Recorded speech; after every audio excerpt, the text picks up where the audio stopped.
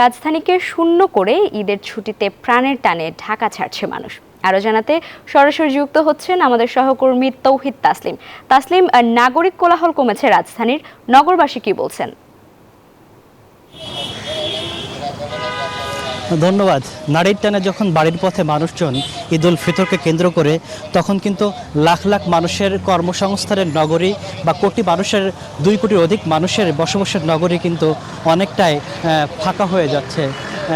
বিশেষ করে গতকাল 29 রমজান হওয়াতে যেহেতু ঈদ হবে কিনা, আজকে ঈদ হওয়ার সম্ভাবনা ছিল, সেই কারণে কিন্তু অধিকাংশ মানুষ যারা গ্রামের পথে যাওয়ার কথা, তারা কিন্তু অধিকাংশ মানুষ রাজধানী ছেড়েছে।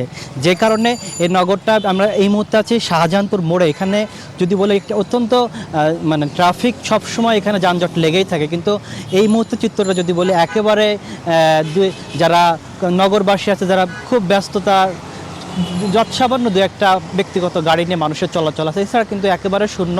সাধারণ নগরবাসী যারা নগরীতে ঈদ করে, তাদের কাছে আসলে অত্যন্ত আনন্দদায়ক, এবং এই নাগরিক কোলাহল মুক্ত একটা নগরী পেয়ে অনেকে কিন্তু স্বাচ্ছন্দ্যে ঘুরে বেড়াচ্ছে। পরিবার পরিজন নিয়ে অনেকে দেখছে যে রিকশায় করে আপনজনের সাথে ঘোরাঘুরি করছে, বা শেষ মুহূর্তে অনেকে কিন্তু মার্কেট করতেও বা শপিং করতেও কিন্তু অনেকে যাচ্ছে। তো এই ছিল নগরের যানজট মুক্ত নগরীর এই চিত্র।